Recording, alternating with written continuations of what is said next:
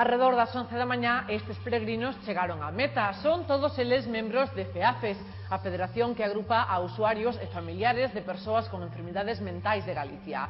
O día 24 de setembro saíron do Concello do Pino para percorrer o Camiño de Santiago e hoxe atopámonos na Praza do Obradoiro. Saúdos, como están? Boas tardes. Abrimos aquí o tempo das novas en Santiago Televisión. De seguido, lles contamos este e outros asuntos. Comezamos.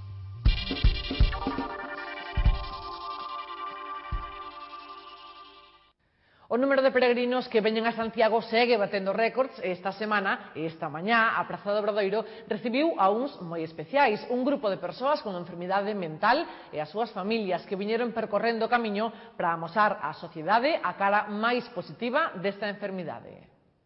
Arredor das 11 da mañá estes peregrinos chegaron á meta. Son todos eles membros de FEAFES, a federación que agrupa a usuarios e familiares de persoas con enfermidades mentais de Galicia.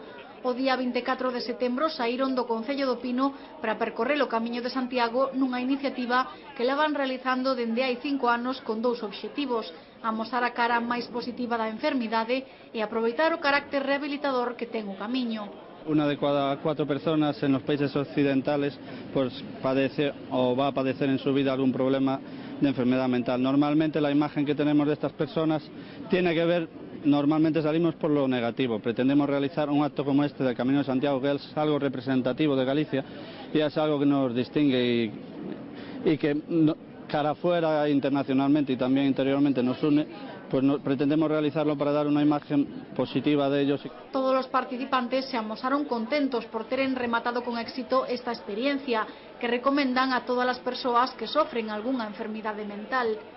Yo, por mi experiencia, lo repetiría y se lo aconsejaría a todo el mundo que tenga esquizofrenia como yo, que lo haga, que es una experiencia muy bonita y conoces a mucha gente. É increíble porque aparte do rollo que hai, eso dache un subidón de adrenalina que isto é unha pasada, sinceramente. Ademais, despois de percorrer estes 28 kilómetros, teñen moitas anécdotas que contar. Hemos tenido 2 lesionados, pero no han tenido nada que ver con el camino.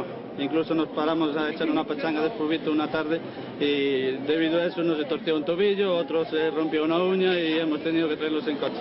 Dende FEAFES Galicia tamén reclaman ás institucións un maior apoio e máis recursos orientados a este colectivo.